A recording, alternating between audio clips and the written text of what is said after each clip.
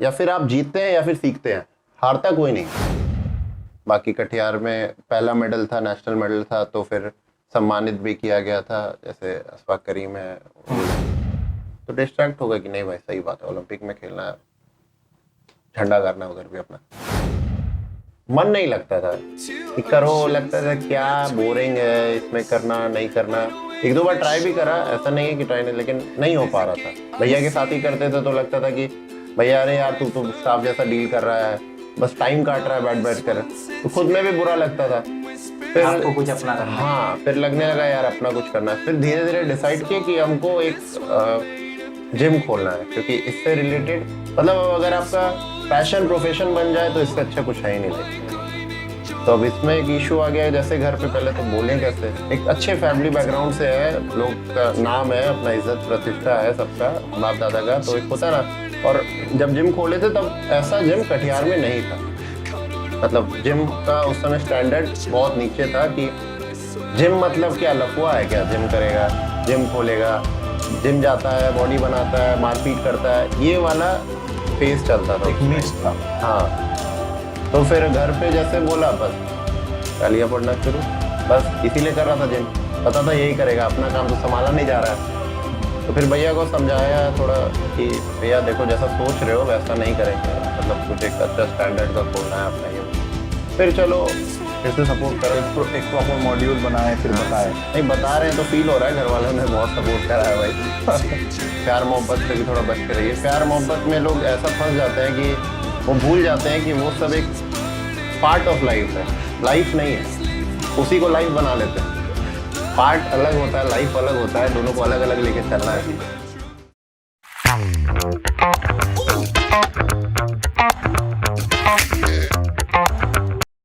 Hello guys, तो आज हम अपने पॉडकास्ट में मेरे साथ आए हुए हैं multiple times state champion and multiple time national champions power lifting में और आर्म रेसलिंग में, रोहन ग्रोवर। तो चलिए आज हम इनसे जानते हैं कि इनकी जर्नी के बारे में। Thank you so much. तो रोहन भाई आप बताइए कुछ अपने बारे में, आपकी स्कूलिंग कहाँ से हुई? बचपन में तो जैसे बचपन में कटिहार में ही पढ़ाई शुरू करी, ये आपका हैप्पी होम में, ठीक है। उसके बाद फिर देहरादून गए, देहरादून में 2-3 साल बोर्डिंग में रहे, फिर उसके बाद वापस से इधर ही आ गए। स्कॉटिश से 10th ग्रेजुएशन हुआ, उसके डीपीएस से 12th, और कैलकाटा यूनिवर्सिटी से अपना ग्रेजुएशन हुआ। तो आपकी रुचि कैसे जगी ये एथलीट में, एज एन एथलीट बनने के लिए आप कैसे एथलीट बने? मतलब कैसे आपका मोटिवेशन लगा कि आपको एथलीट ही बनना है? देखिए मेरा मेन मोटिव था स्ट्रेंथ, पावर स्ट्रेंथ गेन करना, क्योंकि बचपन में बहुत लीन थीन थे, तो थोड़ा होता है जो पतला दुबला रहता है उसको थोड़ा एग्रेशन रहता है कि यार मुझे भी थोड़ा बनना है। क्योंकि जैसे मेरे फ्रेंड्स थे वो स्ट्रांग थे, तो कभी होता है ना मस्ती मजाक में, क्या तू तो ये है, तू तो वो है, तू तो हड्डी है, हवा मारेंगे उड़ जाएगा, तो ये सब सुन के थोड़ा होता है दिमाग में कि यार क्या है, थोड़ा स्ट्रांग होना चाहिए। तो फिर वैसे ही फिर जिम ज्वाइन करा, तो जैसे जैसे ट्रेनिंग शुरू किए, पहले तो नॉर्मली अपना मतलब जिम से ही होता है, बॉडी बनती है और स्ट्रेंथ आता है, यही पता था अपना बेसिक। तो उसी हिसाब से जिम ज्वाइन करे, तो फिर धीरे धीरे ट्रेनिंग करते करते करते पता चला भाई जितना आसान लोग सोचता है कि गए और शुरू करा बन गई बॉडी, ऐसा कुछ नहीं होता। और एज भी कम थी उस समय, 15-16 साल की उम्र में जिम ज्वाइन करा था पहली बार। बहुत लीन थे, तो उस समय का ट्रेंड था कि आप फ्री हैंड एक्सरसाइजेस करो, वेट ट्रेनिंग मत करो, ये सब एक मिथ उस समय रहता था। तो वो करते करते 1-1.5 साल उसी में करा। उसके बाद फिर वेट ट्रेनिंग जैसे जैसे करने लगे तो फिर फील होने लगा कि वेट ट्रेनिंग में मजा आता है, वेट लिफ्ट करना, स्ट्रेंथ ट्रेनिंग करना, ये सब अच्छा लगने लगा। तो फिर लगा कि इससे रिलेटेड कोई स्पोर्ट्स होना चाहिए ना, मतलब इतना अच्छा लिफ्ट करते हैं किसी को, मतलब इंडिविजुअली दिखा के फायदा क्या है, एक होना चाहिए ना कि एक कैसे पता चलेगा क्या मोटिव, क्या एम है अपना, कितना लिफ्ट अच्छा होता है, क्या होता है, इससे रिलेटेड कोई स्पोर्ट्स हो। तो फिर धीरे धीरे आइडिया लगा कि पावर लिफ्टिंग बोल के एक स्पोर्ट्स होता है, मतलब कटिहार में ही मेरे कुछ सीनियर्स थे जो ये सब करते थे, तो उनसे फिर मिला, मैं जानकारी मिली, तो फिर वहाँ से लगभग 2010 से लिफ्टिंग मैंने properly as a player professionally मैंने शुरू कर दिया। तो एज ए प्लेयर आपने प्रोफेशनली शुरू कर दिया वो गेम, और फिर उसके बाद तो एक चीज़ होता है कि हम कुछ घर में भी बताएं, तो कैसे आपने हैंडल किया अपने गार्जियंस को? क्योंकि बेसिकली एक टिपिकल बिहारी का मन में हमेशा रहता है कि आप, मेरा बेटा सरकारी नौकरी में जाएगा, पहला प्रेफरेंस ऐसा रहता है कि सरकारी नौकरी, बिहारी है तो एक सरकारी नौकरी में अटेम्प्ट करेंगे। लेकिन आपने उनको कैसे समझाया कि एक एन एथलीट आप पावर लिफ्टर बनेंगे? तो कैसे आपने हैंडल किया वो प्रेशर और कैसे संभाला गार्जियनशिप को?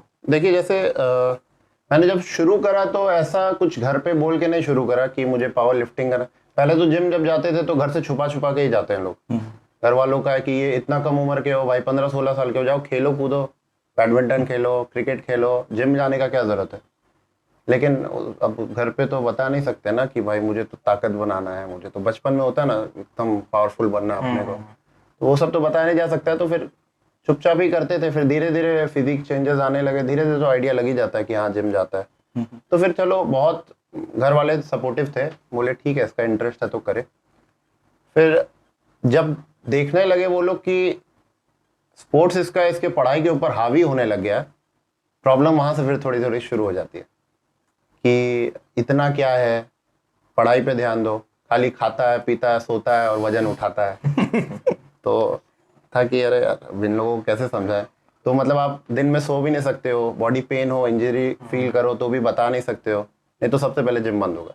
कुछ बदमाशी करो कुछ करो तो आज से तू जिम नहीं जाएगा। Eat sleep repeat.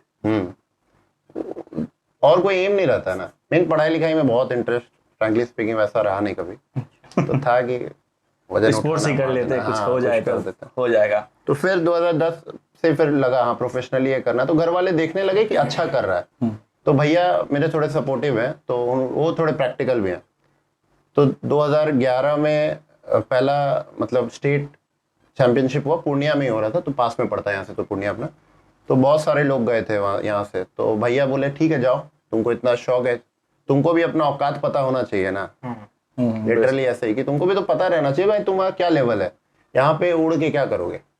मुझे भी लगा चलो भाई, और ईगो पे भी लगा ये बात, चला ऐसा बोल दिया मेरा भाई। तो फिर लगा चलो ठीक है। तो पहला गए तो वही हुआ, कुछ नहीं मिला, कुछ हासिल नहीं हुआ, लेकिन बहुत कुछ सीखने मिलता। तो फिर कोई ताना मिला भाई की तरफ से, जैसे आपको ईगोस्टिक लगा? हाँ, तो आपको क्या मिला? लगा तो बहुत था, लेकिन भैया लेकिन सपोर्टिव थे। हाँ इग्नोर कर दिया कि चलो ठीक है, एक बार में नहीं होता, थोड़ा टाइम लगता है। वैसे भी लेकिन हाँ बहुत टाइम टेकिंग होता है कोई भी स्पोर्ट्स में, क्योंकि आप यहाँ आप हैं, कोई ना कोई कहीं ना कहीं बैठा है, वो भी अपना मेहनत कर ही रहा है। तो उसके बाद और एक चीज है, स्पोर्ट्समैन का सबसे अच्छा चीज ये होता है, वो उनका माइंडसेट भी यही होना चाहिए और होता भी है। या फिर आप जीतते हैं या फिर सीखते हैं, हारता कोई नहीं है। अच्छा हाँ। तो वहां पे भी गए तो बहुत कुछ सीख। आप कभी भी जाओगे, कोई भी स्पोर्ट्स हो या कोई भी चीज, पढ़ाई हो, स्पोर्ट्स क्या, ये लाइफ का एक फेज होता है। कोई भी चीज डिसिप्लिन में करोगे ना तो वो आपको एक डिसिप्लिन देता है। कोई भी चीज आप पैशनेट होके करोगे तो वो एक डिसिप्लिन आपकी लाइफ में डालेगा ही डालेगा। हाँ वो तो होता है, basically discipline is more important. हाँ उसके बाद जैसे पहला गेम खेल के आए, फिर समझ में आया कि भाई ऐसे करने से नहीं होगा, एक प्रॉपर वे में ट्रेनिंग करनी होगी आपको, ऐसे ऐसे कोचेस हायर करो। तो देखिए जैसे आप पहली बार आप पावर लिफ्टिंग में गए पूर्णिया, ठीक है, तो पहली बार तो कोई अचीव नहीं कर पाता है, फेलियर बेसिकली बहुत किस्मत वाले को मिलता है पहली बार। तो आपको फेलियर हुआ, लेकिन आपका ईगोइस्टिक आप बोले थे जैसे कि ईगो पे लगा, तो इसलिए आप क्या सोचे कि क्या कमी था मेरे में जो उस कमी को कंप्लीट करना चाहिए? हाँ तो उससे ये समझ में आया कि ईगो रखने से कुछ नहीं होगा, ईगो से ज़्यादा डिसिप्लिन ज़रूरी है इसमें। क्योंकि ईगो लिफ्टिंग आप सुना होगा आप लोगों ने, ईगो लिफ्टिंग करो या कोई भी चीज़ में ईगो करो तो वो तो आपको बर्बादी कर देता है। तो इतना समझ में आ गया कि अब आपको जैसे कर रहे हो वैसे करना नहीं है, एक डिसिप्लिन में करना है और एक प्रॉपर एक शेड्यूल बनाना पड़ेगा, कैसे ट्रेनिंग करनी है, कैसे करना है, कैसे नहीं करना है। क्योंकि डिसिप्लिन जब तक आपके में नहीं आएगा, आप कोई भी चीज़ लाइफ में अचीव नहीं कर सकते हैं। वो आप पढ़ाई पे हो, स्पोर्ट्स में हो या किसी भी लाइन में हो। कोई भी लाइन अगर आप चूज करते हैं तो वो आपको हर चीज़ सिखा देता है। कोई इंसान लाइफ में कुछ भी अगर अचीव किया है तो वो उसको हर चीज़ का एक मतलब ओवरव्यू मिल जाता है कि कैसे क्या करना लाइफ में। एक डिसिप्लिन आ जाएगा आपके लाइफ में, एक पर्सनैलिटी इनहेंस हो जाएगी आपकी, आपका बोली चाली हर चीज़ बदल जाता है। कॉन्फिडेंस लेकिन स्टेज मतलब लाइफ में कोई ना कोई स्टेज ऐसा होता है जहाँ पे आप पूरा डिमोटिवेट हो जाते हैं, तो फिर उससे आप कैसे स्ट्रगल करते हैं? देखिए, एक स्पोर्ट्समैन का माइंडसेट बहुत इम्पोर्टेंट है। अगर आप माइंड से वीक हैं तो आप अगर देखेंगे तो 100 लोग आता है कोई भी स्पोर्ट्स में, तो उसमें से एक या दो ही टिकता है।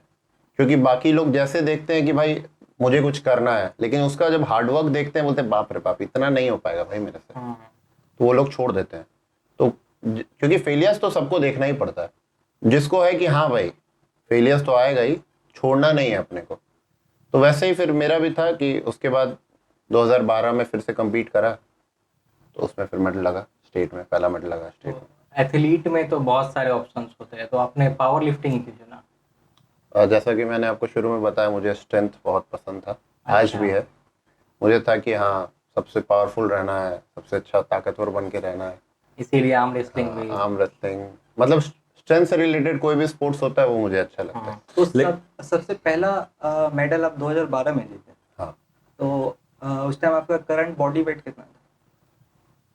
2012 में जो मैंने मेडल जीता उसमें मेरा वेट था 66 केजी।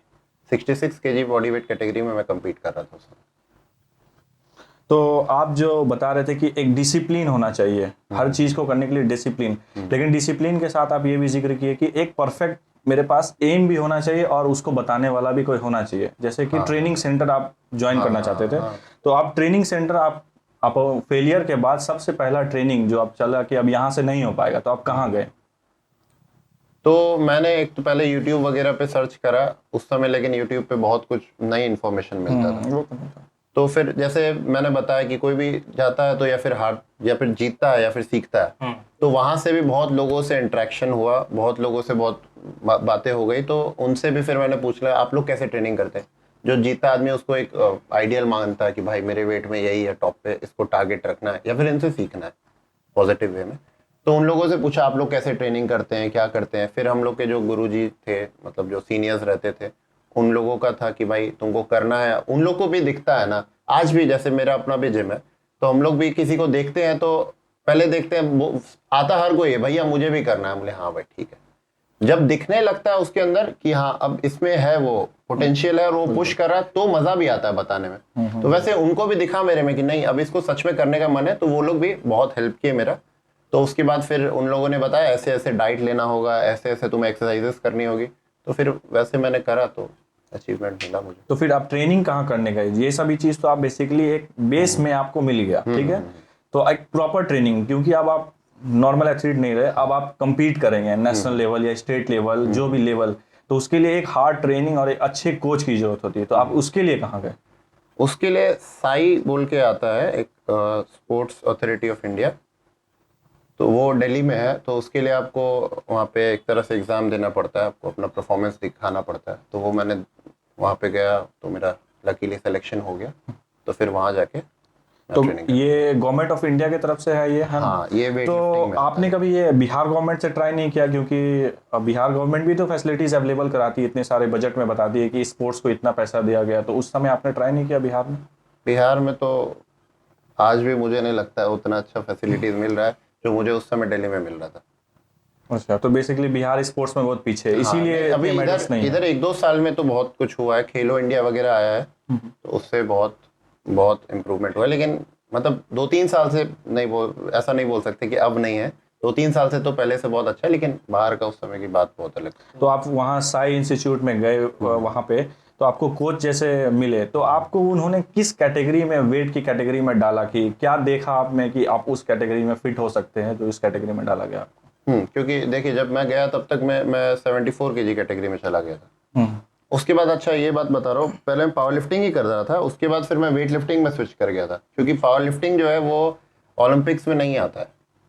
तो फिर मेरा एम था कि भाई ओलंपिक्स वाला कोई गेम खेले। तो जो साई में गया तो वहाँ वेट लिफ्टिंग का ट्रायल्स वगैरह था, क्योंकि मैं यहाँ पे मैं वेट लिफ्टिंग का भी ट्रेनिंग करता था, साथ साथ पावर लिफ्टिंग का भी ट्रेनिंग करता था।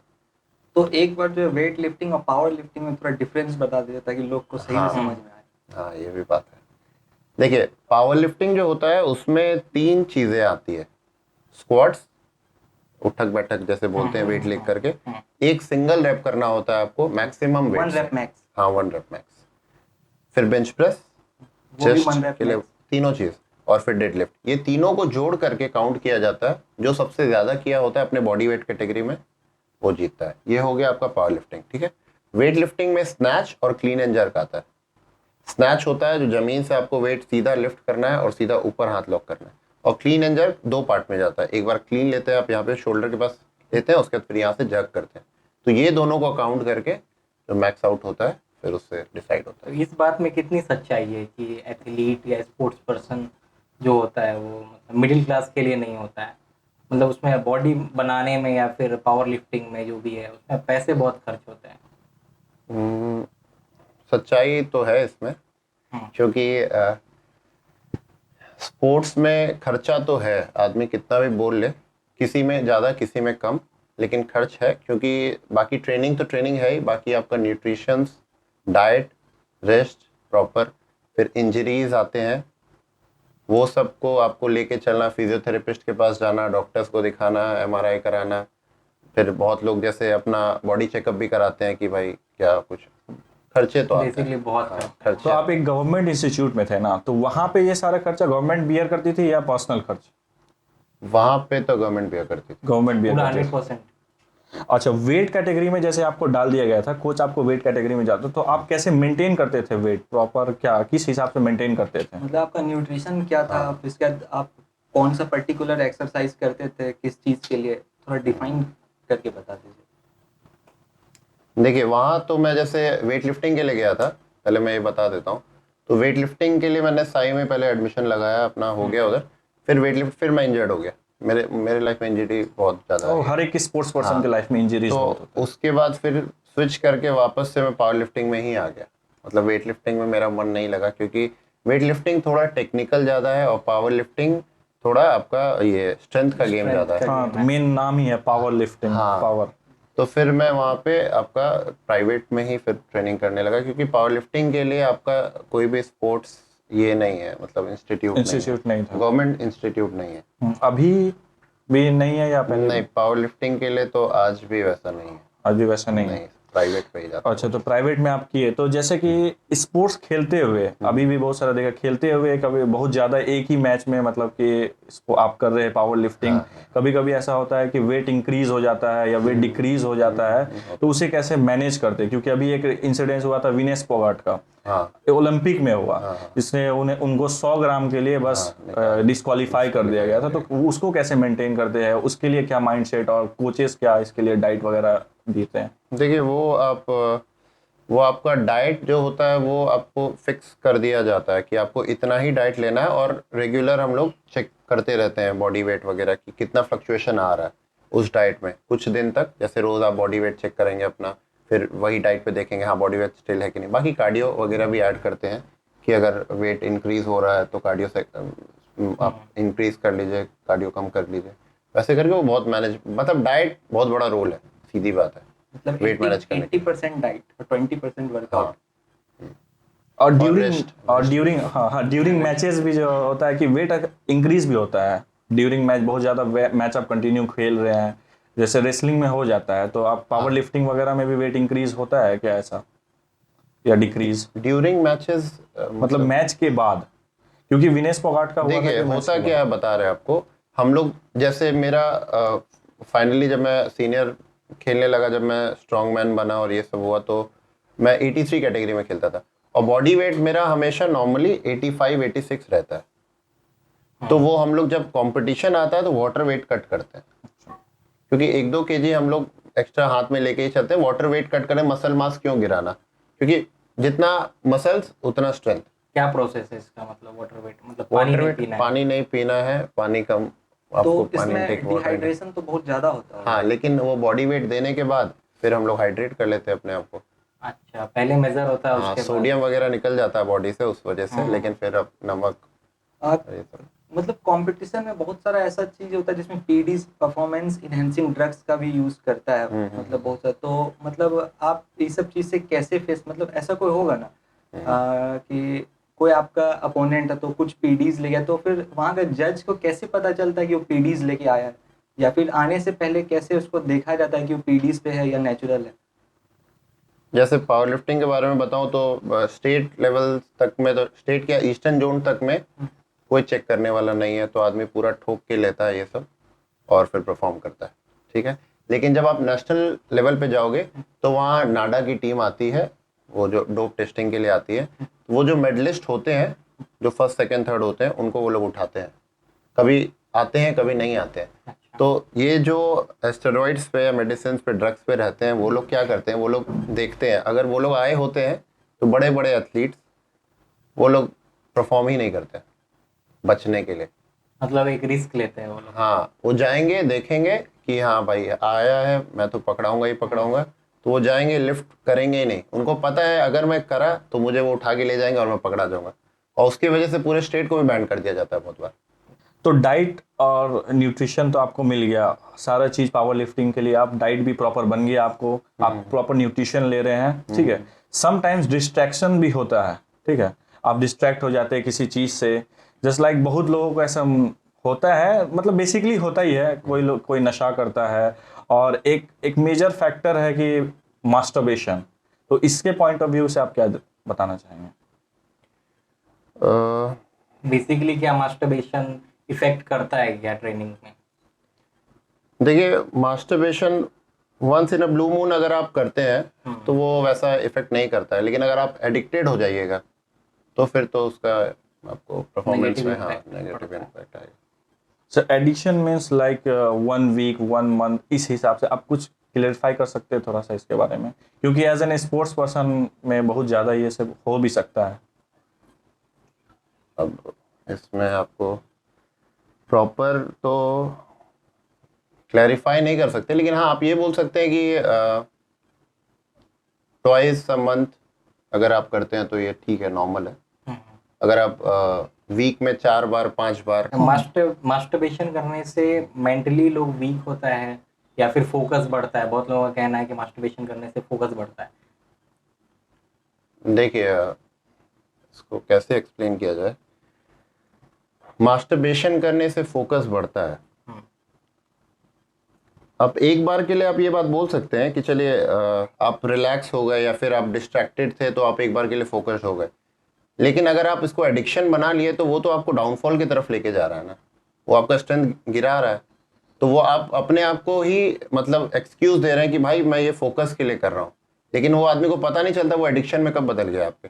वो बोलेगा भाई मैं तो फोकस के लिए करता हूँ, मैं तो फोकस के लिए करता हूँ। भाई तुम रोज कर रहे हो ये चीज।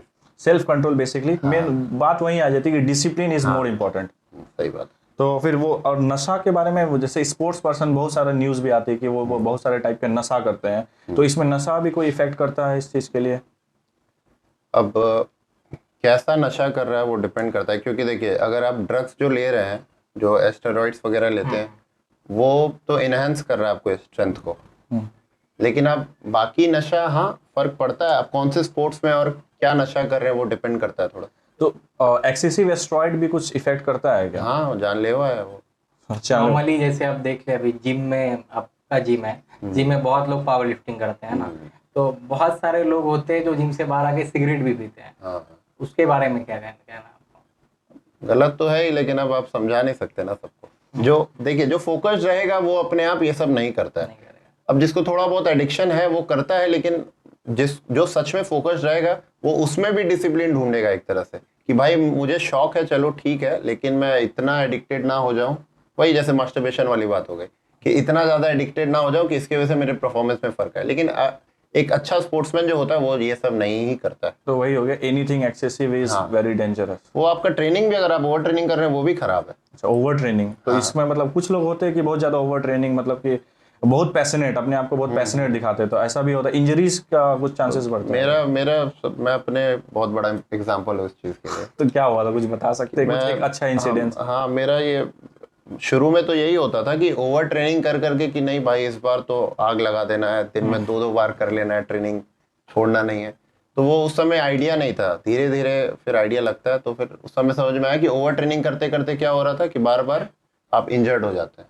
तो वो एक शेड्यूल बहुत ज़रूरी होता है, लोड करना बॉडी को, डीलोड करना बॉडी को, वीक में कितने दिन ट्रेनिंग करनी है, कितना रेस्ट लेना है, बहुत प्लान करना पड़ता है। लोग को अरे आओ जाके करो, रोज रोज अपना पीआर चेक कर रहे हैं मार के कि आज 100, आज कल 110, परसों 120, तो ऐसा नहीं होता है, उसके लिए आपको प्रॉपर शेड्यूल बनाना पड़ता है। रिकवरी के लिए तो आप बहुत सारे सप्लीमेंट्स लेते होंगे, सप्लीमेंट्स प्लस रेस्ट भी लेते होंगे ना, तो सप्लीमेंट में कौन कौन सा सप्लीमेंट आप लेते हैं? सप्लीमेंट्स में सबसे अच्छा क्रिएटिन है, क्रिएटिन आदमी यूज़ करता है।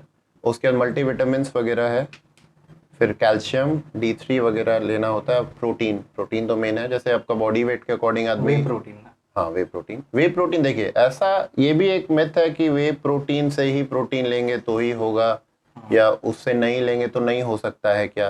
तो ऐसा कुछ नहीं है। अगर आपके खाने में प्रॉपर डाइट अगर आपको घर से मिल जा रहा है, उतना प्रोटीन इंटेक हो जा रहा है, मतलब अपने बॉडी वेट का 1.2 से 1.8 कम से कम, ऐसे नॉर्मल इंसान के लिए जिसको हल्का भी ट्रेनिंग करना है उसको इतना लेना चाहिए। जैसे आप 70 kg के अगर आप 110-120 ग्राम ले रहे हैं प्रोटीन, अगर खाने से मिल जा रहा है आपको तो ठीक है, लेकिन हेल्दी वे होना चाहिए, ये नहीं तेल मसाले के साथ खा रहे हैं।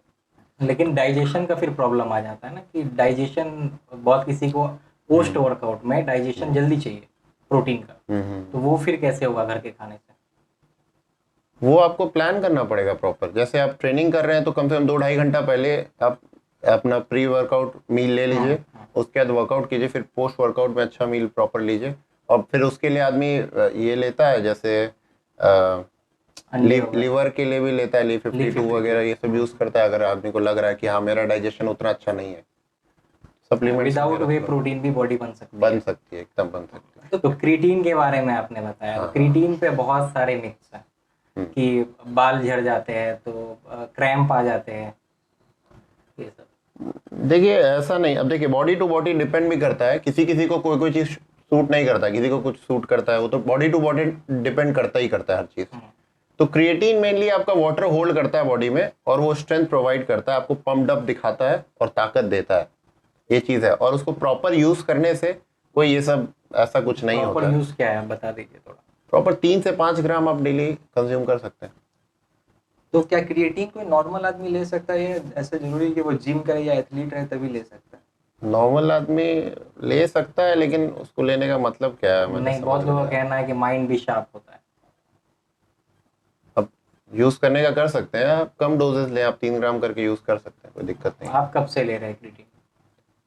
क्रिएटिन मैं शुरू से ऐड ऑन करके रखा हूँ, लेकिन ऑन एंड ऑफ करता रहता हूँ ऐसे, लेकिन वो आप रेगुलर ले सकते मतलब ऐसा है क्या 3 महीने तक क्रिएटिन लेना चाहिए, फिर 3 महीने के बाद फिर ब्रेक लेना चाहिए? हैं। देखिए क्रिएटिन कोई आपका एस्टेरॉइड्स नहीं है, वो आप रेगुलर भी यूज कर सकते हैं, लेकिन फिर भी आदमी बोलता है किसी भी चीज का जैसे एडिक्शन नहीं होना चाहिए, तो 3 महीने में एक बार ब्रेक ले लेना चाहिए कि बॉडी हैबिचुएट ना हो जाए, क्योंकि अपना बॉडी भी क्रिएटिन बनाता है, ऐसा नहीं बना, लेकिन बहुत कम क्वांटिटी में बनाता है, तो हम लोग ऊपर से लेते हैं, तो वो बीच में 1 महीने का गैप दोगे तो बॉडी भी फिर से अपना। तो कितना गैप लेना चाहिए, मतलब 3 महीने? 3 महीने में 1 महीना आप गैप ले लो अगर मन है तो, अगर गेम है तो 6-6 महीना भी लो, वैसा कोई दिक्कत नहीं है, ले भी सकते हैं। क्रिएटिन लेने का यूज क्या है, मतलब तरीका क्या है लेने का? एक होता है कि रिलोड करना पड़ता है बॉडी में, या फिर नॉर्मल 2-3 ग्राम लेते हैं? हाँ, बहुत, देखिए सबका अपना अपना तरीका है। कोई कोई 20-20 ग्राम करके शुरू करता है, पहला दिन 20 ग्राम लिया, फिर 10 ग्राम लिया, फिर 5-5 ग्राम पे आ गया, वो लोड करता है बॉडी को उस पर। कोई कोई 5-5 ग्राम करके रेगुलर लेता है, सबका तरीका है, वही बोला, बॉडी के कोई दिक्कत नहीं, आप कैसे भी ले सकते हैं। हाँ। तो जैसे आप बोले कि जैसे वेट कटिंग या ओवर वेट हो जाता है तो आप वाटर को होल्ड कर देते हैं, वाटर कम पीते हैं, ठीक है। हाँ। लेकिन आप एक तरफ से बता रहे कि क्रिएटिन भी लेते थे आप, तो क्रिएटिन लेने के बाद सब लोग कहते हैं कि ज़्यादा से ज़्यादा पानी पीना चाहिए कि वो होल्ड, तो उस चीज़ को आप कैसे मैनेज करते थे? तो जैसे कंपटीशन, जब वाटर कट करना है तो क्रिएटिन वगैरह छोड़ देते थे। क्रिएटिन छोड़ दिया। हाँ, जैसे अब कंपटीशन आ रहा है, पता है 2-4 दिन पहले सब कट करना है, तो क्रिएटिन थोड़ा छोड़ दिए, तो फिर वाटर धीरे धीरे वाटर बॉडी छोड़ देता है। अच्छा, आपके लाइफ का पहला पावर लिफ्टिंग का मेडल कब आया? मेरे लाइफ ईयर में आया था, कब आया था? 2012 में स्टेट का मेडल और 2013 में नेशनल का मेडल। तो आपने कैसे, मतलब आप किस हिसाब का खुशी था और घर में किस हिसाब से गए थे आप, क्या एक्सप्रेस कर सकते हैं कुछ फीलिंग्स? मतलब कैसा लगा पहली बार आप मेडल ले लिए और अब मजा आ रहा है, क्योंकि एक बार फेलियर हो गया, आप ईगो पे ले लिए कि वो ईगो था, चलो हटाओ कोई दिक्कत नहीं, अब मेडल आ गया, तो आप कैसे एक्सप्रेस किया अपने आप को? देखिए सबका अपना अपना तरीका होता है, मेरा थोड़ा पता नहीं, ये तरीका थोड़ा अलग ही है कि कितना, मतलब जैसे मेडल लगता है उसके बाद भी वो खुशी नहीं होती है, लगता है कि नहीं अब और आगे अचीव करना है, वो टारगेट कभी लगता है कि कभी अचीव ही नहीं कर पा भूख रहे बढ़ जाती है और भूख बढ़ जाती है। लेकिन पहला सीढ़ी हमेशा सबको याद रहता हाँ है। याद रहता है, वो बात है। उसका सेटिस्फेक्शन मिला, घर पे दिखाए, घर वाले बहुत खुश हुए। बाकी कटिहार में पहला मेडल था, नेशनल मेडल था, तो फिर सम्मानित भी किया गया था, जैसे अशफाक करीम है, ये लोग सर हैं, ये लोग। डेडलिफ्ट में मिला था ना आपको? हाँ तो उस टाइम आपका डेडलिफ्ट का 1 रेप मैक्स कितना था? वो मेरा उस समय 66 केजी में 200 केजी हिट किए थे। अंडर 18 खेल रहे थे उस समय वैसे। तो आपने सेलिब्रेट किया था क्या? अब सेलिब्रेट वैसा करते नहीं है कुछ, तो वैसा सेलिब्रेशन बोल के छुपा रहे हैं कुछ मतलब लगता है। मतलब कि वेट उठाना कुछ दिन के लिए छोड़ दिए, जिम जाना कुछ दिन के लिए छोड़ दिए। एक तरह से आप चीट, हाँ चीट बेसिकली चीट किए थे क्या कुछ? देखिए एक बात बताते हैं, हम लोग पावर लिफ्टर्स हैं तो हम लोग बहुत ज्यादा स्ट्रिक्ट डाइट पे नहीं रहते हैं, मतलब इतना, क्योंकि बॉडी बिल्डिंग में बहुत स्ट्रिक्ट डाइट आपको कंपलसरी है, लेकिन हम लोग थोड़ा बहुत डाइट, नॉर्मल डाइट भी करते हैं। ऐसा नहीं है कि बाहर छूते ही नहीं हो, ऐसा है भी नहीं। ऐसा पावर लिफ्टर्स ऐसे नहीं होते हैं, मतलब लोग के अगर दिमाग में है तो वो बॉडी बिल्डिंग जो करते हैं वो लोग थोड़ा ज्यादा इस बॉडी चीज को पे खूबसूरती हाँ, पे ध्यान देते हैं बॉडी देते की। हैं। हाँ। तो आपका मतलब पावर लिफ्टिंग से बॉडी बिल्डिंग में जाने का कभी कुछ ख्याल आया है वैसा? और नहीं, उसमें बहुत डिसिप्लिन बहुत ज़्यादा चाहिए डाइट को लेकर के। और मुझे स्ट्रेंथ पसंद है। उसमें क्या होता है, बहुत बॉडी कट करना पड़ता है, कट करने से स्ट्रेंथ जाता है, और जहाँ स्ट्रेंथ जाता है मुझे अच्छा नहीं लगता। हमेशा से एक ही मोड होता है, स्ट्रेंथ। strength। स्ट्रेंथ जहाँ मिले हम वहीं, चाहे जो। लेकिन पावर लिफ्टर लोग जो होता है उसका फिजिक थोड़ा सा बल्की होता है, लेकिन आपका फिर भी लीन है, तो आप मतलब मेंटेन कैसे कर रहे हैं?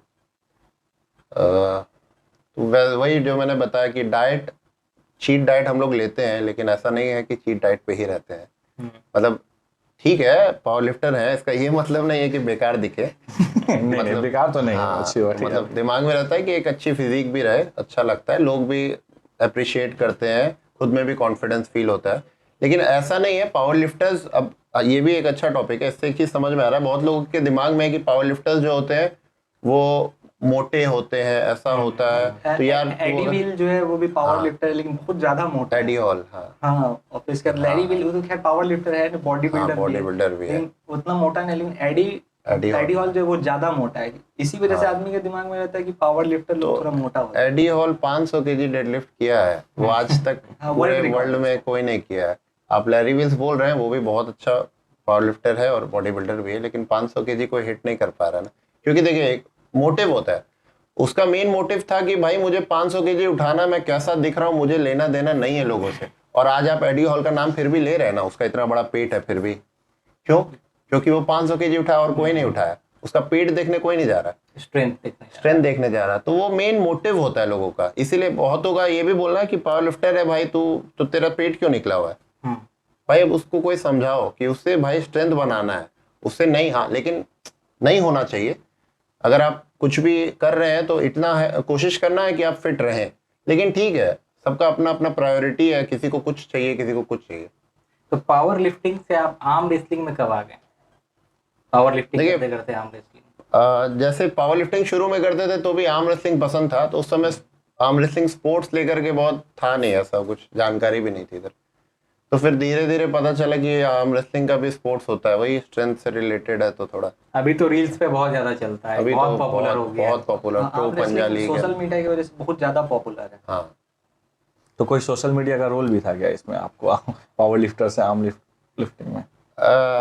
नहीं, बेसिकली स्ट्रेंथ का गेम था, हाँ, इसीलिए strength आपको का game पसंद था, आ मुझे गया। पसंद एक पॉइंट आप पकड़ लिए, स्ट्रेंथ। अरे देखिए, मेन क्या, जब शुरू करा था ना तो मेरा एक फ्रेंड था, वो पंजे में हरा देता था हमेशा, और वो बहुत मजाक उड़ाता था कि अरे क्या तुम लोग ये वो। तो फिर जिम में जब मैं बोला था जैसे कि उसी वजह से शुरू किए कि स्ट्रेंथ आए, तो सबसे पहले टारगेट था इसको तो हरा देना है। तो मतलब आप टेक्निक जानना है। हाँ, स्ट्रेंथ गेन करना है, इसको हराना। फिर तो कहाँ से आपको मिला आइडिया, मतलब एक्सरसाइज क्या क्या करना पड़ता है पावर बढ़ाने के लिए? देखिए कुछ भी जो भी गेम है, जैसे कटिहार में पावर लिफ्टिंग तो चलो पहले भी होता था, लेकिन आर्म रेसलिंग नहीं होता था। नहीं होता था। अब पावर लिफ्टिंग के लिए भी हम बाहर जा जाके बहुत टेक्निकली वर्क किए, लोगों से सीखे, बड़े बड़े कोचेस के पास गए। वैसे ही आर्म रेसलिंग के लिए भी हम 2-3 साल पहले ही गए थे दिल्ली, वहाँ पे भी एक है सीनियर प्लेयर है वो बहुत, तो उनके पास गए, वहाँ से ट्रेनिंग लेके आए, समझे क्या क्या एक्सरसाइजेस होते हैं। उसके बाद कटिहार में डिस्ट्रिक्ट ऑर्गेनाइज कराए। तो वही कोई तो ना आप थोड़ा बता सकते हैं आर्म रेसलिंग में क्या इंपॉर्टेंट होता है, क्या पोस्चर, किस हिसाब से पकड़ बनाए, थोड़ा सा बता दीजिए, एक्सप्लेन कुछ करके। टेक्निक कुछ टेक्निक्स जो बेसिकली चाहिए, हराना है उसको, थोड़ा सा बहुत हराता है वो। वैसे हम उसका टेक्निक जान गए, लेकिन आप बता दीजिए तो अच्छा सा हराएंगे। बेतुका टेक्निक। तो बोला, बताइए। और देखिए टेक्निक में क्या है ना कि देखिए ऐसे टेक्निकल तो क्या बताए, मेनली फोर आर्म्स, रिस्ट और फिंगर स्ट्रेंथ बहुत ज्यादा यूज होता है इसमें। बाकी आप कभी आइएगा कभी सामने से दो तो तीन अच्छे से बता। एक्सरसाइजेस के नाम बता दीजिए। बैक प्रेशर होता है, राइजिंग होता है, कपिंग होता है। क्योंकि देखिए बैक प्रेशर किसी का हाथ पकड़ के पीछे पुल करना होता है। लोगों का दिमाग में ये है कि हाथ यहाँ से हिलना नहीं चाहिए, हाथ पीछे रहना चाहिए। ऐसा अब नहीं है कुछ भी। पैड होता है, पहले पैड वो में मिथ था कि हाथ आप टच नहीं पीछे कर सकते, करके दूसरा रखो। पीछे रखना पड़ेगा। कलाई क्यों मोड़ रहा है तू लगाते समय, ऐसा हो रहा है, वो सब नहीं होता है। प्रॉपर टेबल होता है, उसको ग्रिप करके रखिए। एक पैड होता है, पैड में आपका हाथ पूरा घूम सकता है। तो इसमें जैसे ये आप ग्रिप करेंगे तो आपका राइजर, ये राइजर हो गया। अगर आप ऊपर करते तो ये राइजर ट्रेन करना है, बैक प्रेशर ट्रेन करना है तो किसी का हाथ पकड़ के आप पीछे पुल कर सकते हैं। और कपिंग, किसी का हाथ पकड़ के आप कप कर सकते हैं। और फिर साइड प्रेशर, बॉडी भी इंगेज कर सकते हैं हाँ, उसमें, पूरा बॉडी पहले इंगेज नहीं कर कर सकते हैं। हाँ, हाँ, इसमें एक फाउल भी होता है, तो आप फाउल बता सकते हैं कैसे होता है? फाउल एक क्या, बहुत सारा फाउल होता है इसमें तो। मतलब कि जैसे कि आप बता रहे कि एक पैड होता है, तो उसमें शायद पैड से हाथ नीचे आ जाने पे फाउल हो जाता है। पैड से नीचे आ जाएगा फाउल हो जाएगा, पैड से अगर ऊपर जाता है फिर रखाता है तो फाउल हो जाएगा। सबसे कॉमन फाउल या मिस्टेक कह लीजिए क्या होता है इसमें? इसमें आपका ग्रिप जब लेते हैं तो ज्यादातर ग्रिप में ही सबसे ज्यादा आदमी गलती करते हैं। वो बहुत बार लोग फाउल से ही, ग्रिप में ही फाउल से हार जाते हैं। मतलब रेफरीज ग्रिप, जैसे आप ग्रिपिंग कर रहे हैं, जैसे आप ही लोग, आपने जैसे बताया आप लोग पंजा लड़ाते हैं या कुछ करते हैं, तो क्या होता है, अरे भाई मेरे को ठीक से पकड़ने दे, तू पहले क्यों ग्रिप कर लिया, होता है ना ये चीज। तो वो चीज वहां पे भी होता है। तो वो जैसे आप लोग दोनों को ग्रिप नहीं मिलता तो रेफरीज होते हैं, फिर वो बोलते हैं रेफरीज ग्रिप। तो रेफरीज ग्रिप में आप हाथ नहीं हिला सकते, वो जैसे रखवाएगा आपको वैसे ही रखना है। तो बताइएगा, अब ऐसे ऐसे पकड़ते हैं? जैसे ऐसे पकड़े हैं और अब हम ऐसे दबा दिए आपका हाथ या खींच लिए तो वो फाउल दे देगा। अच्छा, ये आप ये ग्रिप पकड़े हुए, अगर इसको दबाएंगे आप, ये दोनों से आकर अंगूठे को दबाएंगे तो फाउल हो जाएगा, ये सही टेक्निक है क्या? इसका कहना है कि आप जो है अपोनेंट का अंगूठा दबा देते हैं, इसीलिए देखिए अपोनेंट वीक पड़ जाता है। ये ग्रिप हम ले सकते हैं अभी जैसे किए हुए हैं। बस हम इसको पुल नहीं कर सकते। अच्छा, हम अगर प्रेस करके भी ले रहे हैं तो वो मना नहीं और करेंगे। ये ऐसे प्रेस करेंगे अगर इस साइड से, ऐसे कैसे, मतलब ये इस टाइप से अंगूठे पे प्रेस करेंगे अगर, कैसे भी प्रेस कर सकते हैं, कोई दिक्कत नहीं। वही टेक्निक इसमें क्या होता है कि जब तक रेफरी हाथ हटाता नहीं तब तक स्टार्ट होता नहीं। हाँ, वो रेडी गो करता है, तो रेडी गो। इसमें भी पीडीज होता है या परफॉर्मेंस एनहांसिंग ड्रग्स? हाँ, कोई भी स्ट्रेंथ गेम में, अरे आप क्रिकेट में भी होता है। डोपिंग? हाँ, सब में लेते हैं क्योंकि सब में स्ट्रेंथ, जो भी फिजिकल गेम होगा जिसमें स्ट्रेंथ लग रहा है, क्रिकेट हो, बैडमिंटन हो, कोई भी स्पोर्ट, फुटबॉलर हर कोई लेता है। तो आर्म रेसलिंग में अभी इंजरीज के चांसेस कितने हैं? बहुत। आर्म रेसलिंग में शायद सबसे ज्यादा इंजरीज के चांसेस है। दिखता है कि recently- डिस्लोकेट हो जाता है, खुल जाता शोल्डर है। टूट जाता है हाथ बहुतों का, ये भी बहुतों का होता है। वीडियो में देखा है कि वो हड्डी यहाँ का अलग हो जाता है।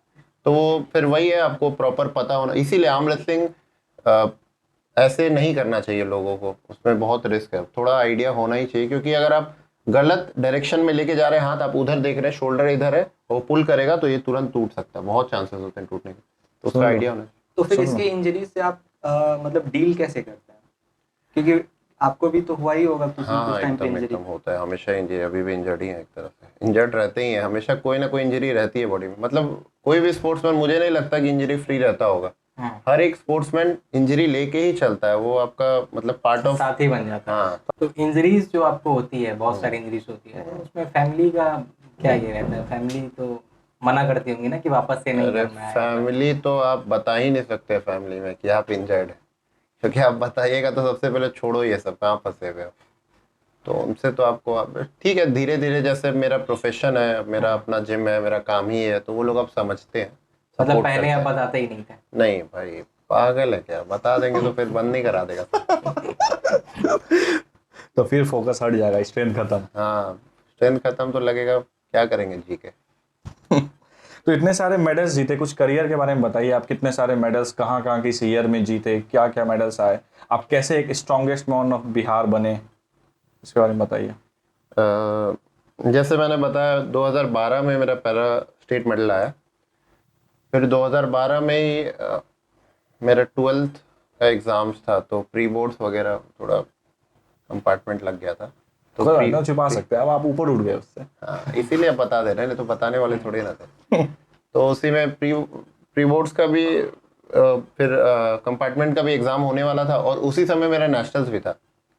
तो माउंट आबू यहाँ से जाना था, माउंट आबू जाके नेशनल्स खेल के फिर वहाँ से पटना आके फिर एग्जाम दिया। वो पहला नेशनल्स था मेरा, लेकिन वहाँ पे भी मेडल नहीं लगा। नेशनल्स में थोड़ा मुश्किल है लगना। कोई नहीं। फिर उसके अगले साल 2013 में जमशेदपुर में फिर मेरा एक सिंगल बेंच प्रेस का इवेंट था, उसमें मेडल लगा। और फिर उसी साल डेडलिफ्ट का भी इवेंट था, उसमें भी फिर मुझे मेडल लगा। उसी साल मुझे 2 नेशनल मेडल लगे। तो अब लगा कि आप लय पकड़ लिए हैं, कुछ हो सकता है, तो बहुत आगे तक किए। तो आपको किस किस चीज में मेडलिंग में मेडल हुआ है? पावर लिफ्टिंग और आर्म लिफ्टिंग दोनों?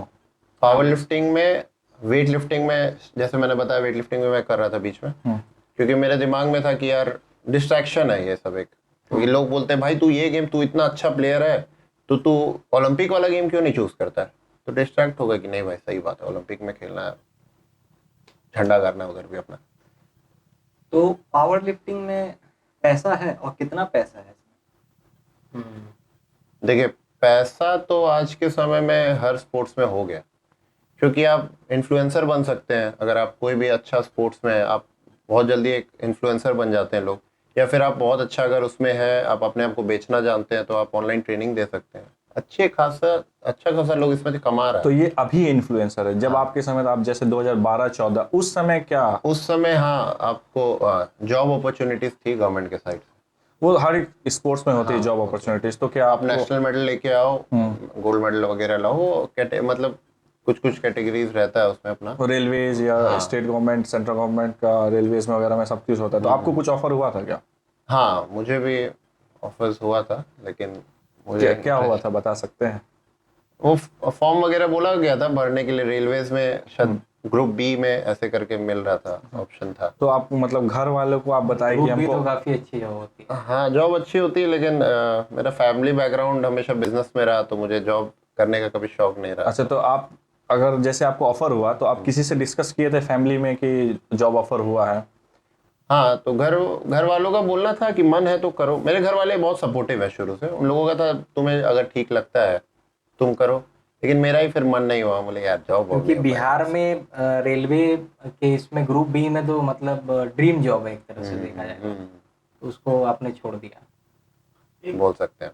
ग्रुप बी का जॉब मिला था, तो वो मतलब उस समय इतना ज्यादा पैशनेटेड थे अपने ये स्पोर्ट्स को लेकर के, लग रहा था नहीं यार अभी कुछ जॉब वॉब नहीं, और मन भी नहीं था मेरा। मतलब फैमिली बिजनेस है हमेशा से, तो फैमिली बिजनेस में ही रहना है। लेकिन फिर एक बार इनकम टैक्स ऑफिसर वाला कुछ ऐसे इसी से रिलेटेड कुछ था, प्रॉपरली याद नहीं है, लेकिन इनकम टैक्स ऑफिसर बोल के कुछ था, उसके लिए आ रहा था। तो फिर मेरा थोड़ा मन हुआ कि नहीं यार ये वाला तो अच्छा है, पैसे उसे छापते हैं लोग, सुने इसमें भी। तो कुछ ना कुछ करना भी चाहिए लाइफ में, एज हो रहा है। ठीक है, स्पोर्ट्स अपनी जगह है, लेकिन अब जैसे जैसे एज होती है तो आदमी को लगने लगता है ना भाई ठीक है, खाली स्पोर्ट्स करके क्या, एक कुछ तो एज करना तक होगा। स्पोर्ट्स, हाँ। एक एज लिमिट है स्पोर्ट्स के लिए, लेकिन अब जॉब लग जाएगा तो फिर बहुत दिन हाँ, तक देखिए, चलेगा। आप स्पोर्ट्स है, आप स्पोर्ट्समैन है, वो शौक से आदमी लाइफ टाइम करे या कुछ करे, लेकिन आपको खुद को प्रूफ भी तो करना है ना, लोगों के लिए, सोसाइटी के लिए भी तो प्रूफ करना है कि भाई तू सिर्फ स्पोर्ट्स कर रहा है, इससे तुमको क्या मिल रहा है, कमाता क्या है, खाता क्या है, बोलना पड़ेगा ना। तो फिर लगने लगा, तो फिर घर में बोला कि ये वाला करना है, तो बोले फिर तुम यही सब में पड़ जाते हो। उनका है कि भाई तुम बिजनेस बैकग्राउंड है, बिजनेस करो, भैया का सपोर्ट करो, भैया अकेले अकेले देख रहा, तुम खाली खेल कूद कर रहा है, नहीं बोल रहा है, तुम्हारा मन बढ़े जा रहा है इस चीज में। करंटली आप क्या कर रहे हैं अभी? करेंटली उसके ऊपर भी एक स्टोरी है। बता दीजिए, पूरा टाइम है अपने पास। जैसे इंजरी, जैसे आप लोगों ने बोला था, तो एक बार हुआ था कि 2014 के बाद थोड़ा इंजर्ड हो गए थे, और उस समय फिजियोथेरेपिस्ट और ये सब का आइडिया भी नहीं था। तो धीरे धीरे लगा कि यार अब लगता है नहीं हो पाएगा, तो फिर मुंबई चले गए थे। मतलब थिएटर वगैरह ये सब का भी शौक था थोड़ा, अच्छा, तो थिएटर प्लेस वगैरह करते थे, मुंबई जाके बहुत दिन रहे, काम वगैरह भी मिला। तो फिर लेकिन थोड़ा इंसिडेंट हो गया घर में, तो उसकी वजह से वापस आना पड़ा। तो उसके बाद फिर से अपना लिफ्टिंग में ही आ गए, क्योंकि फिर लगा कि अब घर में भी सपोर्ट करना है, ऐसा है। तो फिर धीरे धीरे क्या हुआ कि फिर फिर थोड़ा मतलब अप डाउन चल रहा था, फिर मन कर रहा है जाएं फिर आए, करते करते फिर फाइनल किए कि भाई यहीं पे कुछ करना है। लेकिन क्या हो रहा था कि फैमिली बिजनेस जो है उसमें मन नहीं लगता था कि करो, लगता था क्या बोरिंग है इसमें, करना नहीं करना। एक दो बार ट्राई भी करा, ऐसा नहीं है कि ट्राई नहीं, लेकिन नहीं हो पा रहा था। भैया के साथ ही करते थे तो लगता था कि भैया अरे यार तू तो स्टाफ जैसा डील कर रहा है, बस टाइम काट रहा है बैठ बैठ कर, तो खुद में भी बुरा लगता था।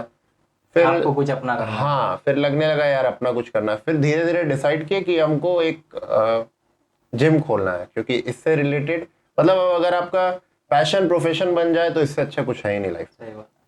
तो अब इसमें एक इशू आ गया है, जैसे घर पे पहले तो बोलें कैसे, एक अच्छे फैमिली बैकग्राउंड से है, लोग का नाम है, अपना इज्जत प्रतिष्ठा है सबका, बाप दादा का, तो एक होता है ना। और जब जिम खोले थे तब ऐसा जिम कटिहार में नहीं था, मतलब जिम का उस समय स्टैंडर्ड बहुत नीचे था कि जिम मतलब क्या लफुआ है क्या, जिम करेगा, जिम खोलेगा, जिम जाता है, बॉडी बनाता है, मारपीट करता है, ये वाला फेस चलता था एक उस मीट time। था। हाँ, तो फिर घर पे जैसे बोला बस गालियां पड़ना शुरू, बस इसीलिए कर रहा था जिम, पता था यही करेगा, अपना काम तो संभाला नहीं जा रहा है। तो फिर भैया को समझाया थोड़ा कि भैया देखो जैसा सोच रहे हो वैसा नहीं करेंगे, मतलब कुछ एक अच्छा स्टैंडर्ड का खोलना है अपना ये वो। फिर चलो फिर से सपोर्ट करा। एक प्रॉपर मॉड्यूल बनाए, फिर बताए। नहीं बता रहे हैं तो फील हो रहा है, घर वालों ने बहुत सपोर्ट करा है भाई। तो फिर सब कुछ हुआ, अच्छा से सेटअप हुआ, फिर चलो मान गए। जिम खुला तो लोग भी फिर बोलने लगे, मतलब इतना बात बना कि मुंबई कर जिम करके, कि भाई मुंबई रिटर्न है तो मुंबई कर जिम, मुंबई की तरह वैसा जिम खोला। बहुत अच्छा स्टैंडर्ड सेट हो गया है कटिहार में। तो फिर वैसे करके अपना काम शुरू हुआ। उसके बाद अब घर वाले अब नहीं बोलते, उसके बाद सेकंड ब्रांच खोला अपना, स्विमिंग पूल, ये सब सब कुछ बहुत। क्या क्या फैसिलिटीज है आपके जिम में जो कटिहार में पहले नहीं थी? मेरे जिम में आपको प्रोफेशनल वे में ट्रेनिंग करने मिलेगा। कोई भी आप स्पोर्ट्स से, कोई भी स्पोर्ट्स से अगर हैं तो उसके लिए आप आके प्रॉपर ट्रेनिंग कर सकते हैं। पावर लिफ्टिंग तो कर ही सकते हैं क्योंकि पावर लिफ्टर हो। फिर आर्म रेसलिंग कर सकते हैं आप, आर्म रेसलिंग के लिए प्रॉपर सेटअप बना हुआ है, पावर लिफ्टिंग के लिए प्रॉपर सेटअप बना हुआ है। बाकी आप नॉर्मल भी अगर जिम ट्रेनिंग करने के लिए आते हैं तो उसके लिए भी अपना ट्रेनिंग आप ही देते हैं क्या आप, मतलब आर्म रेसलिंग का अगर किसी को करना हो तो आपके जिम में? हाँ, मतलब मैं भी ट्रेन करता हूँ, मेरे ट्रेनर्स हैं वो लोग भी ट्रेन करते हैं, सब कुछ रहता है, कोई दिक्कत नहीं आती। मैंने ट्रेनर्स आपने हायर किया, एक गाइडेंस में आप रहते हैं, ट्रेनर्स बताते हैं, अगर कुछ नहीं होता है तो फिर आप देखते हैं। देखिए होता क्या है, जैसे शुरू में पहले तो अपना एक ही जिम का सेटअप था, अब तो भाई दूसरा gym, swimming pool, makeup studio, तो चार काम हो गया, काम वाम करने लग गए अब तो। मुंबई कर जिम। हाँ, मुंबई कर जिम करके था पहले। बड़ी बात है, कटिहार में तो नहीं था कोई। हाँ, और कटिहार अभी में लग भी नहीं रहा है कि दूर दूर तक खुलेगा ये। हाँ नहीं, हम लोग फैसिलिटीज अच्छा है, वही फैमिली बैकग्राउंड वाली बात थी। तो एक चीज अच्छा उसका मुझे बहुत बेनिफिट मिला जब जिम खोले, तो फिर फैमिली की वजह से भी लोगों का था कि इनका फैमिली के यहाँ से जिम खुला है, अच्छा जिम होगा। सपोर्ट मिला, पब्लिक का भी सपोर्ट मिला कि हाँ बच्चों को भाई वहीं भेजो, ऐसे करके। तो फिर बहुत अच्छा रिस्पॉन्स मिला इस सब चीज़ के लिए। बाकी ट्रेनिंग के लिए जैसे आप पूछ रहे थे कि आप ही ट्रेनिंग देते हैं अगर, जैसे पहला जिम था अपना, तो उस समय तो हम दिन भर अपना फुल टाइम दे रहे थे वहाँ पे। तो उस टाइम कोई भी पावर लिफ्टिंग वगैरह लगभग खत्म हो गया था कटिहार से, अपने ही खुद ही कर रहे थे बस। तो फिर देख देख के आदमी मोटिवेट होता है, तो उसमें से कोई कोई लड़का लड़की बहुत है इंटरेस्टेड हुए, फिर उन लोगों को मैंने पर्सनली सिखाया भी, किसी से चार्जेस लिया, कोई अगर नहीं उतना पे कर पाया तो ऐसे भी थोड़ा बहुत सिखाया कि चलो भाई, वही पैशन वाला बात। हाँ, बाकी मैं आता हूँ, देखता हूँ, समझ में आता है, कुछ मिस्टेक होते हैं वो बताता हूँ।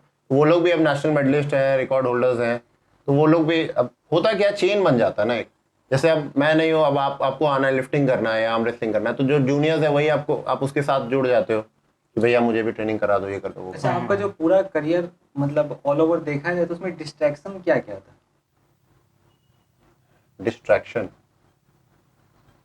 डिस्ट्रैक्शन तो यही था कि कभी लग रहा था ये करना है, कभी लगता है वो करना है, कभी स्पोर्ट्स में जाना है। ये डिस्ट्रैक्शन थी, ये तो कंफ्यूजन हुआ। अच्छा, ये और वो तो कंफ्यूजन हुआ। डिस्ट्रैक्शन कैसा डिस्ट्रैक्शन? बहुत तरह के डिस्ट्रैक्शंस होते हैं। डिस्ट्रैक्शन तो आजकल की आपकी पूरी जनरेशन journey में है। बहुत ज्यादा डिस्ट्रैक्शन होता है। तो पूरे जर्नी में आपका कोई डिस्ट्रैक्शन नहीं था, सिर्फ कंफ्यूजन। मतलब कि हम आपको एक एग्जांपल देते हैं, जैसे कि कुछ नशा का डिस्ट्रैक्शन, नशा मतलब इन द सेंस मोहब्बत का नशा या किसी चीज का नशा। अच्छा, नहीं देखिए, नशा मोहब्बत का तो नहीं बोले जाएंगे, लेकिन बाकी कोई नशा तो ऐसा कभी नहीं रहा, ऐसा शौक नहीं मोहब्बत का रहा। आप नहीं बोलेंगे? मोहब्बत का वो तो सबके लाइफ में कुछ ना कुछ होता ही है, ठीक Up है, and downs होते अप एंड डाउन, लेकिन उसको इसमें इससे रिलेट नहीं करते थे। करियर अपनी जगह, पर्सनल लाइफ अपनी जगह। नहीं, थोड़ा बहुत हुआ है वैसा भी, हुआ है थोड़ा। बस खोल ले रहे हैं। हाँ, थोड़ा हुआ है आगे पीछे। कोई बात नहीं। किस टाइम पे आपको डिस्ट्रैक्शन फील हुआ, मतलब? जब मुंबई में थे, अपना थिएटर वगैरह कर रहे थे, तो मुंबई दिल्ली का ट्रैवलिंग थोड़ा ज़्यादा बढ़ रहा था मेरा। तो डिस्ट्रैक्शन मतलब दिल्ली में था? हाँ, दिल्ली में थोड़ा। पुराना कुछ या फिर नया नया? नहीं, पुराना ही था।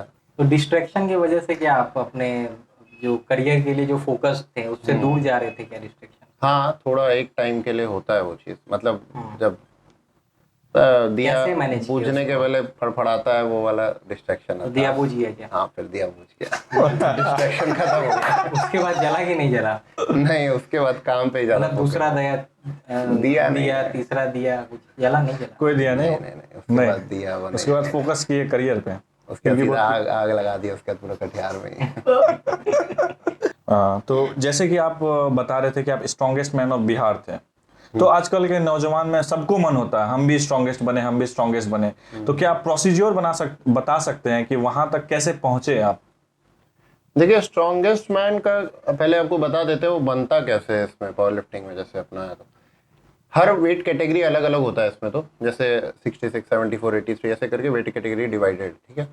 तो हर वेट कैटेगरी में first, second, third, gold, silver, bronze करके रहते हैं लोग। तो जो जो फर्स्ट रहता है वो सबका ऐड किया जाता है कि वो अपने बॉडी वेट के अकॉर्डिंग कौन ज़्यादा अच्छा लिफ्ट किया।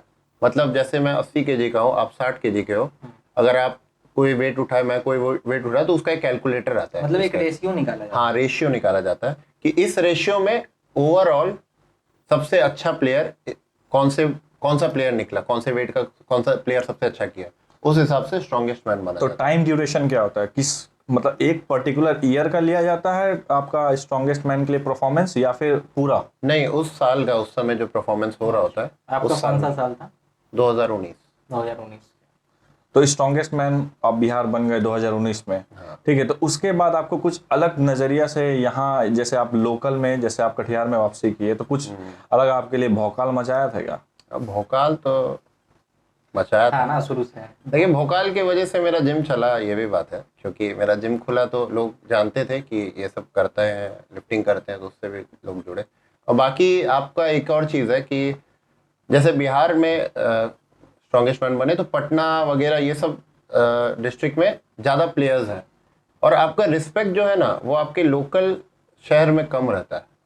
अच्छा, ऐसा है? घर की मुर्गी दाल बराबर वाली बात सही होती है। बात है।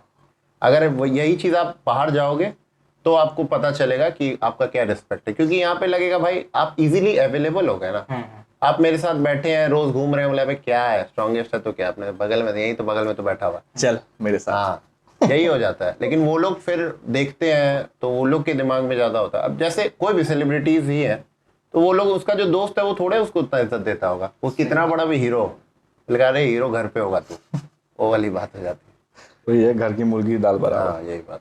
दाल बन गए थे आप यहाँ पे।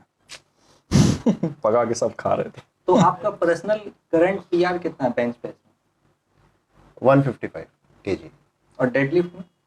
300। अच्छा, आपको रिकॉर्ड ऐसा बना है, अनब्रेकेबल रिकॉर्ड आपका कुछ है? मतलब जिस ईयर में आप थे तो कोई रिकॉर्ड होल्डर है आप, तो बता सकते हैं क्या चीज? डेडलिफ्ट 2018 से लेके 2022 जब तक लास्ट गेम खेले हैं तब तक मेरा ही रिकॉर्ड रहा, हर साल अपना रिकॉर्ड ब्रेक करते गए डेडलिफ्ट का। मतलब 250 से रिकॉर्ड चालू किए, 250, 260, 272, लास्ट में 280 परफॉर्म करे स्टेज पे, ऑन स्टेज। तो मतलब 300 जो आपका पीआर है, हाँ, तो मतलब वो ऑन स्टेज नहीं है, ऑन स्टेज? ऑन स्टेज 280 है, बॉडी वेट 83 कैटेगरी में मेरा, 300 अपना। तो एक मेरा पर्सनल सवाल है इसमें कि डंबल प्रेस ज्यादा बेहतर है मास गेनिंग के लिए या फिर बेंच प्रेस? कंपाउंड मूव में आपका बार आ जाता है, जितना कंपाउंड मूव करेंगे आपके लिए, मसल मास के लिए उतना अच्छा, स्ट्रेंथ के लिए। और फैट लॉस के लिए क्या कार्डियो करना ज्यादा बेटर है या फिर वेट ट्रेनिंग करना बेटर है? दोनों चीज़ इंपॉर्टेंट है आपको, वेट ट्रेनिंग भी। लोग का ये भी है, हाँ, ये अच्छा सवाल है, लोगों के दिमाग में कार्डियो करो वेट घटाने के लिए, कि भैया कार्डियो करेंगे वजन गिर जाएगा। बात सही है, वजन तो गिरेगा आपका, लेकिन पूरा स्किन लूज, मसल भी चला जाएगा, बहुत अनहेल्दी वे है वो वेट घटाने के लिए। तो आदमी को वेट ट्रेनिंग साथ साथ में करना ही तो चाहिए। कार्डियो में आप क्या क्या सजेशन दीजिएगा? कार्डियो वेट लॉस के लिए अगर आप करना चाहते हैं, मसल अगर बचाना चाहते हैं, तो बहुत इंटेंस कार्डियो नहीं करके आप इंक्लाइन में वॉक कर लीजिए 20 मिनट, इंक्लाइन ट्रेडमिल में वॉक कर लीजिए, या फिर आप मॉर्निंग वॉक कर लीजिए, इवनिंग वॉक कर लीजिए। आफ्टर वर्कआउट भी कर सकते हैं। हाँ। तो जैसे आप एक प्रॉपर एथलीट है, तो आपको लगभग इस बॉडी बिल्डिंग या फिर बॉडी नेचर कैसे बनाया जाता है बहुत सारा नॉलेज है आपको, तो बहुत पर्सनल क्वेश्चन होगा तो आप लोग पूछ लेते तो अच्छा रहता, कुछ पर्सनल क्वेश्चन। एक टीनेज बंदा है अगर, मतलब 24 साल का, अप्रोक्स 24 साल का बंदा है, उसका अंडर 50 kg वेट, ठीक है, वो जिम नहीं जा रहा लेकिन अभी, तो उसको अपना वेट गेन करना है, अच्छा, कैसे करेगा? उसका डाइट क्या रहेगा? उसका डाइट कार्ब्स, हाई कार्ब्स में रहेगा, मतलब केला, दूध, ड्राई फ्रूट्स, और नॉनवेज खाता है तो चिकन मटन वगैरह, मतलब ज़्यादा मसाला में नहीं, ये सब आप मतलब हाई प्रोटीन वाले हाई चीज़। प्रोटीन डेयरी प्रोडक्ट्स ज़्यादा यूज़ करें, ये सब आप और एक्सरसाइज? एक्सरसाइज घर पे अगर करना है तो होम वर्कआउट में pushups, pullups, main push pull move करे, और स्क्वाट्स वगैरह लगाए, स्क्वाट्स जिम में? भी करना चाहिए। जिम में भी वही है, वेट ट्रेनिंग के साथ करेगा। देखिए बेसिक ट्रेनिंग वही होता है, वो सब चोचला है बाद के लिए कि भाई आप इतना शेप के लिए वो करने लगते हैं, लेकिन आपको जो शुरुआत जो करना है तो वो बेसिक्स वही है, कंपाउंड मूव ही करना चाहिए। लोग के दिमाग में बैठा हुआ है कि आना है यूट्यूब से देख के ये एक्सरसाइज करने लग जाए, वो भाई पहले मसल मास ले आओ, बॉडी में मसल्स आएगा, उसके बाद ये सब करो, ज्यादा अच्छा नहीं, लगता है। पर्सनली जिम में बहुत सारे बंदे देखे हैं जो मतलब 3-4 साल से जिम कर रहा है, लेकिन अभी भी स्किनी ही है, मतलब बॉडी में मसल ही नहीं बढ़ पा रहा है। देखिए उसका डाइट वीक होगा, क्योंकि डाइट बहुत इंपॉर्टेंट चीज़ है। और बाकी आप इंटेंस ट्रेनिंग भी आप क्या रखते हैं, सेम वेट से अगर आप ट्रेन कर रहे हैं, आपको वो वेट पुश ही नहीं करना पड़ रहा है, तो फिर बॉडी में क्या लगेगा? वो आप टिश्यूज सेल्स को ब्रेक करेंगे तो ही ना रिकवर होगा, ऐसे ही करके। लेकिन चाय हाँ, पीना अलाउड है क्या? चाय तो नहीं पीना चाहिए, अब जिसको आदत है उसकी तो आदत है, लेकिन पीना तो नहीं चाहिए। गुड फॉर हेल्थ, मतलब कि एज ए जिम के पॉइंट ऑफ व्यू से चाय अच्छा होता है क्या? नहीं, बहुत लोग ऐसे बोलते हैं पानी अच्छा होता है। पानी अच्छा नहीं, बहुत लोग कैफीन के बारे में क्या बोलिएगा? कैफीन प्री Pre-workout के वर्कआउट लिए में जो बहुत लोग लेते हैं, नहीं, ठीक है, रेगुलर ठीक है। लेना ठीक है या फिर कोई दिक्कत रेगुलर है? तो वही बात, रेगुलर कुछ भी लेना ठीक नहीं है। ठीक नहीं है। प्री वर्कआउट आप जैसे किसी दिन हेवी इंटेंस वर्कआउट करना है, या फिर लग रहा है आज बॉडी नहीं चल रहा है, तो प्री वर्कआउट लें, लेकिन हमेशा या लेग डे के दिन? हाँ, लेग डे लोग स्किप करते हैं, नेवर स्किप लेग डेज। क्या फायदे हैं लेग डेज के? लेग्स आपको, एक तो बेस है आपके बॉडी का, टेस्टोस्टेरोन लेवल हाई रखता है, वो बॉडी आपको बूस्टअप रखेगा, आपको एनर्जी फील होगा। और leg main full body workout, leg और जैसे स्क्वाट्स और डेडलिफ्ट, ये सब नहीं स्किप करना चाहिए, क्योंकि स्क्वाट्स आपका लेग अच्छा ट्रेन करता है, डेडलिफ्ट आपका बैक अच्छा ट्रेन करता है। बैक में अगर मसल्स रहेगा आपके, तो जैसे ओल्ड एज में क्या होता है, आदमी का कमर में दर्द, ये अगर आपका मसल्स है तो वो हड्डी को पकड़ के रखेगा, तो वो आपको मतलब बाद में भी बहुत सपोर्ट करेगा। जिसको एक नॉर्मल फिजिक चाहिए उसको डेडलिफ्ट करना जरूरी है क्या? बहुत लोगों का कहना है डेडलिफ्ट करने से बैक पेन वगैरह होता है, इंजरीज ज़्यादा होती है, तो डेडलिफ्ट स्किप कर सकता है या फिर करना जरूरी ही है? जरूरी नहीं है, अगर बॉडी में वैसा, तो कोई हाँ, शेप नहीं लाता है डेडलिफ्ट, वो सिर्फ स्ट्रेंथ बढ़ाता है। नहीं, शेप बैक, आपका बैक का मसल्स बहुत ग्रो करता है, लोअर बैक Deadlift का। हाँ, डेडलिफ्ट बहुत अच्छा एक्सरसाइज है, लेकिन हाँ, अगर आप नॉर्मल ट्रेनिंग करते हैं तो डेडलिफ्ट नहीं करके आप डंबल से आरडीएल वगैरह, रोमेनियन डेडलिफ्ट कर लें, या फिर कुछ उसका side exercise, hyper extension hyper वगैरह। एक्सटेंशन। जाते जाते आप ये बता दीजिए कि मतलब यूथ के लिए क्या सजेशन रहेगा एक आपका? Personal advice. पर्सनल एडवाइस के लिए। यूथ के लिए पर्सनल एडवाइस है कि आप नशे से थोड़ा दूर रहिए, क्योंकि आजकल नशे में बहुत फंसे हैं। प्यार मोहब्बत से भी थोड़ा बच के रहिए। प्यार मोहब्बत में लोग ऐसा फंस जाते हैं कि वो भूल जाते हैं कि वो सब एक पार्ट ऑफ लाइफ है, लाइफ नहीं है, उसी को लाइफ बना लेते हैं। पार्ट अलग होता है, लाइफ अलग होता है, दोनों को अलग अलग लेके चलना है। ये वाला बात से आपको 100% एग्री है। हाँ, नहीं सच में, मतलब हुआ है ऐसा ना कभी। लाइफ नहीं बनाना है बाबू, पार्ट ऑफ लाइफ है वो सब चीज। तो चलिए रोहन भाई, बहुत अच्छा लगा आपसे मिलके बात बहुत करके। अच्छा लगा आपसे। Thank you so much. Honestly करना है आपसे। ताकत तो है बंदे में।